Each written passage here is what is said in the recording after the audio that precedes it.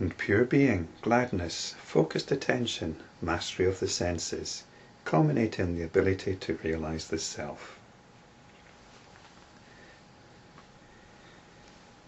I looked at Sutra 41 in some detail in the last video, and the next few sutras go into it in a bit more detail.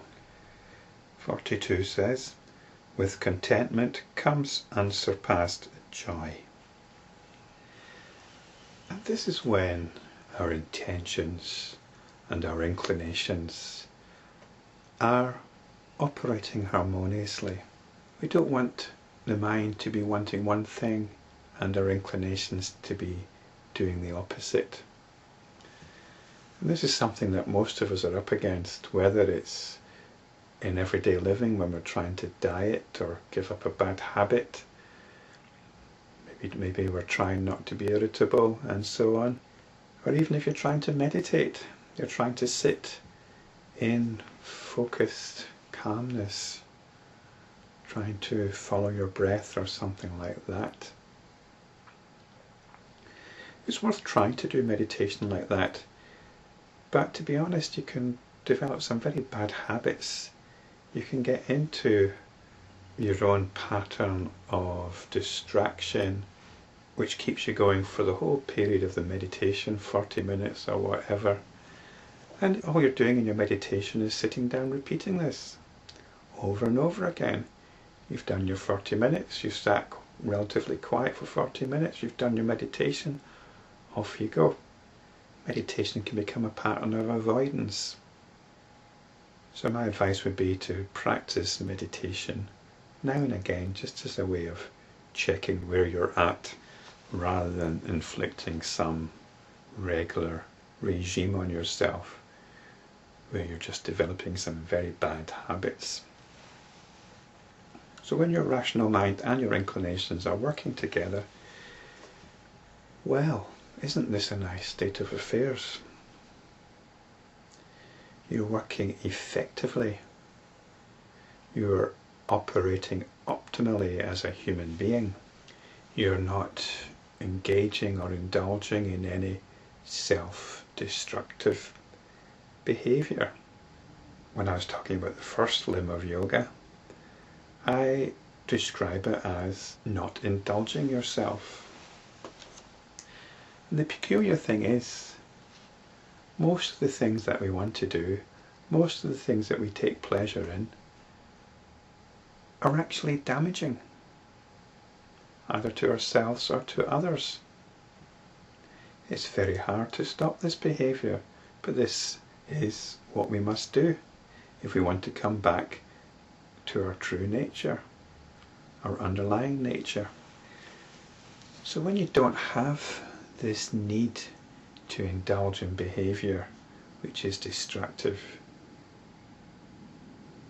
this is the unsurpassed joy. We might get some kind of pleasure, some kind of fleeting pleasure from indulging our destructive behaviour or our addictions or whatever, but we're caught in a loop. We get some momentary satisfaction, then we want more, some momentary satisfaction, then we want more. So we're actually in a state of constant dissatisfaction with the occasional little nibble to keep us going, wanting more, so we're always wanting more. Imagine being out of that. And in case you're wondering, I'm still working on it. But I've had glimpses of this unsurpassed joy. Now, 43 tells us avoiding self-indulgence. In other words, when we practice the first of the 8 limbs of yoga, with declining abuse, the body and senses operate optimally. In other words, when we're not indulging ourselves, and it's usually indulging ourselves in a damaging way, the body and senses operate optimally. This actually leads to Sutra 46, which is about asanas. The composure is stable and joyful. You feel good in your body. When you're not damaging your body, assuming you haven't got some horrible affliction, you feel good in your body. It feels good to move your body. You have a lightness in your body. You're not having to drag it around. You're sharp, you're alert. The body and senses operate optimally. You pick things up, you're sensitive to things. You tune into things, you tune into people. You know how to read a situation. You pick up on where people are at. But most importantly, you pick up on where you're at. And this is the prerequisite for Sutra 44. Self-study brings actualization of the divine goal. And this is the goal of yoga. It's samadhi. I would like to put this self-study as self with a capital S. And this isn't some kind of psychotherapeutic course or psychoanalytic introspection. It's actually self-study in the light of the scriptures. There's a wealth of material which puts us in the frame whereby we can direct ourselves back to samadhi, back to self-realization. So this self-study is really self-realization. And I'd just like to say something about this because there are some very good modern teachers. I have a great deal of respect for Eckhart Tolle. His books are sold very well. The Power of Now. A lot of people seem to find something in it which they resonate with. And I wonder what the appeal of Eckhart Tolle's book is. Perhaps it wouldn't have been so popular if the book hadn't been endorsed by Oprah Winfrey. The thing is, what do you do once you've finished the book? Do you go and find another book by him or by another similar teacher and then read that? What exactly is going on here? What is the appeal of somebody like Eckhart Tolle? Is it that people are reaching some breakthrough in spiritual understanding? Are they actually reaching samadhi through reading Eckhart Tolle? That's possible. Or is it because they like what he's saying? They like the sentiments that he's expressing, or apparently expressing. A while back I spoke about non-violence. This is something which most reasonable people will nod approvingly of. Because we don't like violence, what can we do to reduce violence? And it's a fine sentiment, and I'm not going to knock it. But that's what it is. It's a sentiment. What's its spiritual meaning? The true understanding of non-violence, of ahimsa, should point us to realization of our true nature, of our essential self, to samadhi. It's one of the markers, it's one of the way markers to samadhi. The point I'm making here is we need to really look at this, we need to study. We can study Tolle, or one of many modern teachers or less recent teachers.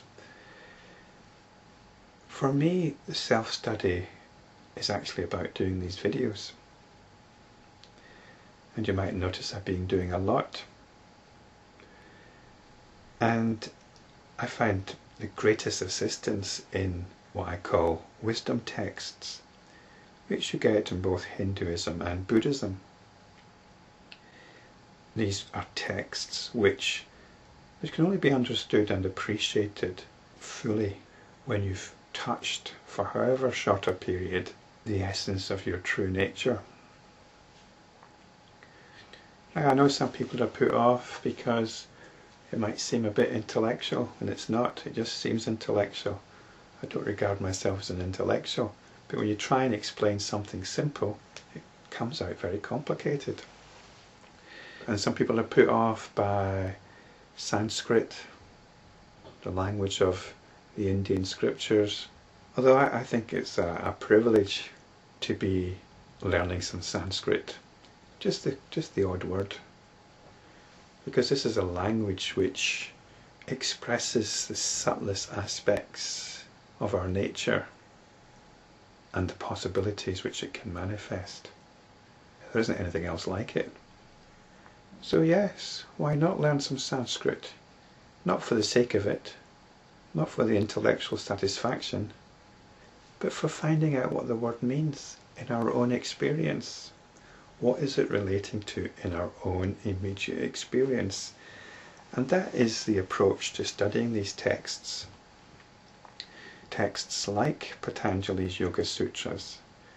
We're not entering into some philosophical, metaphysical framework, although you'd be forgiven for thinking that's the case, but it's not the approach I'm giving here. The reason I can talk about this, and the reason I'm inclined to talk about it, is I can relate to this in the immediacy of my own experience. Granted, it's not always straightforward or simple, and that's where the self-study comes in. When I look at one of these sutras and I don't understand it, I don't usually understand it when I first look at them, I don't start checking up on Hindu cosmology or Hindu philosophy. I check up on the words, the Sanskrit words, what do they mean? And is there something in my own immediate experience which relates to them? And this is the challenge. Quite recently somebody asked a question in the comments section of one of my videos. It was to do with the nature of consciousness, the apparently transpersonal nature of consciousness.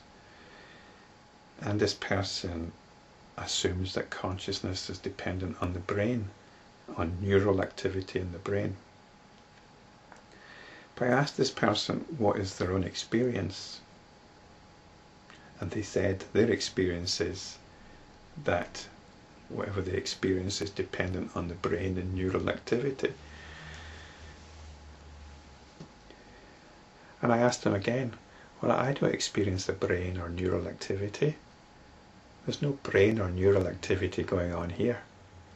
I urged him to look again at what he was directly experiencing. Was he experiencing a brain and neural activity? Now that's a way of talking about our experience. It's a way of modelling our experience, and it's a way which gives us control, possible control over aspects or dimensions of our experience. So the point here I'm trying to make is distinguish between your experience or the experiencing that's going on and your ideas about that experiencing. Because there is simply experiencing going on. And you might have an idea that it's you that's experiencing it. Well, that's an idea. That I am experiencing something. Through simply the experiencing.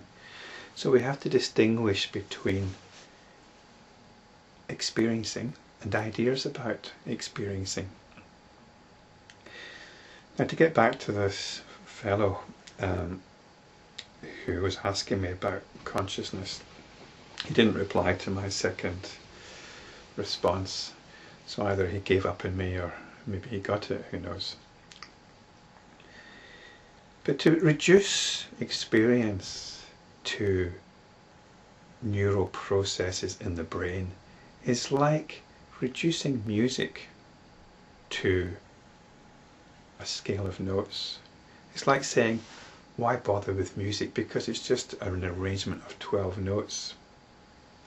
Or why bother with literature because it's just an arrangement of 24 letters? So even if you subscribe to the belief that consciousness is dependent on the brain, it's in the same way that a work of literature is dependent on the alphabet, or a piece of music, a symphonic piece of music, is dependent on a scale of 12 notes. So in one sense it's true, yes, a work of literature is dependent on the letters of the alphabet. Yes, a piece of music is dependent on 8 notes. But that's not the point. That is not the point. You're completely missing out on the potential of a work of literature, of a work of music, and of the work of consciousness. So this is self-study. Appreciating consciousness. And for me the best way of doing this is by looking at these ancient texts which come from the very heart of wisdom, of insight, of realization.